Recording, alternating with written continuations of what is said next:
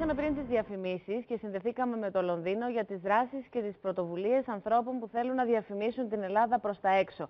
Τώρα θα μιλήσουμε για την υγιή επιχειρηματικότητα και κοντά μας είναι η κυρία Μαρία Αλεξίου, πρόεδρος του Ελληνικού Δικτύου για την Εταιρική Κοινωνική Ευθύνη. Καλό σας απόγευμα, κυρία Αλεξίου. Έχουμε ήδη δει και το site σας πίσω, το Ελληνικό Δίκτυο για την Εταιρική Κοινωνική Ευθύνη, και έχουμε ένα πολύ ωραίο στόχο, ένα ευρωπαϊκό βραβείο, στο οποίο θα συμμετάσχει και η χώρα μας. Ακριβώς, ένας καινούριος ευρωπαϊκός θεσμός που, όπως είπατε σωστά, προσπαθεί να προάγει την υγιή επιχειρηματικότητα. Οργανώνεται σε 29 ευρωπαϊκές χώρες με την αιγίδα της Ευρωπαϊκής Επιτροπής και σκοπεύουμε να ενθαρρύνουμε όλες τις επιχειρήσεις στη χώρα μας, μικρές και μεγάλες, να υποβάλουν υποψηφιότητα.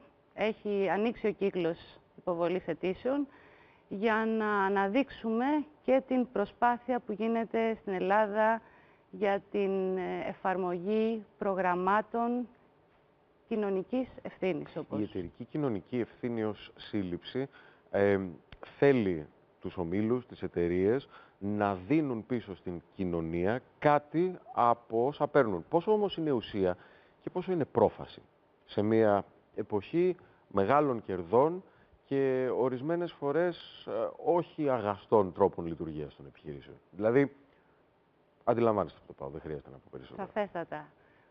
Όχι, δεν είναι η εταιρική κοινωνική ευθύνη να δίνουν οι επιχειρήσεις κάτι από τα κέρδη τους πίσω στην κοινωνία. Δεν θα συμφωνήσουμε μαζί σας. Τι είναι λοιπόν, για να εταιρική κοινωνική ευθύνη είναι η δέσμευση σε συγκεκριμένες αρχές και αξίες που οδηγούν την στρατηγική της επιχείρησης στο να υλοποιεί το σκοπό της, που μπορεί φυσικά να είναι κερδοσκοπικός, με κοινωνική και περιβαλλοντική υπευθυνότητα.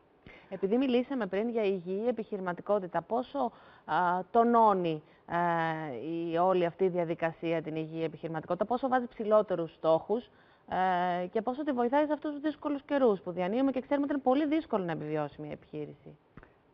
Νομίζω ότι η κρίση μας οδήγησε στην ανάγκη να δούμε ξανά το ρόλο της επιχειρηματικότητας στην κοινωνία και στην προοπτική μιας βιώσιμης ανάπτυξης. Η εταιρική κοινωνική ευθύνη, λοιπόν, είναι ο τρόπος με τον οποίο, η φιλοσοφία, αν θέλετε, με την οποία μια επιχείρηση, ανεξάρτητα μεγέθους, αποφασίζει και υλοποιεί συγκεκριμένες δεσμεύσεις που έχει από το σκοπό της. Τώρα, αν θέλει μια επιχείρηση να πάρει μέρος και αυτή να διεκδικήσει το ευρωπαϊκό αυτό βραβείο, τι πρέπει να κάνει, να μπει στο site που βλέπουμε τώρα στις οθόνες μας, τι κριτήρια πρέπει να πληρεί?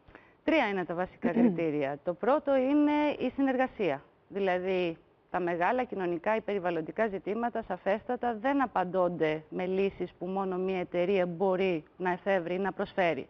Άρα, η πρώτη προϋπόθεση είναι η συνεργασία επιχειρήσεων και μη επιχειρηματικών φορέων. Είτε πρόκειται για μη κυβερνητικές οργανώσεις, είτε πρόκειται για το δημόσιο τομέα, είτε πρόκειται για την ακαδημαϊκή κοινότητα. Άρα το πρώτο κριτήριο είναι να υπάρξει συνεργασία. Το δεύτερο κριτήριο είναι η καινοτομία. Δηλαδή η πρόταση που προτείνει η σύμπραξη επιχείρησης και άλλου φορέα να προσπαθεί να απαντήσει σε ένα κοινωνικό ζήτημα με μια νεωτεριστική προσέγγιση και όχι με παραδοσιακούς τρόπους που κάποιοι από αυτούς έχουν αποδειχθεί ότι δεν απαντούν στα σημερινά προβλήματα. Το τρίτο στοιχείο, το τρίτο κριτήριο είναι φυσικά η αποτελεσματικότητα. Δηλαδή θέλουμε τα προγράμματα τα οποία θα προταθούν να έχουν και κάποια αποτελέσματα να επιδείξουν, που είναι το αποτέλεσμα φυσικά της σύμπραξης και της καινοτομίας. Μπορεί μια εταιρεία να έχει κουλτούρα ή είναι θέμα εγχειριδίου? Πρέπει να έχει κουλτούρα. Πρέπει να ξεκινάει από την κουλτούρα και τη δέσμευση της επιχείρησης, διότι διαφορετικά μπορεί να είναι μια ωραία ιδέα, μια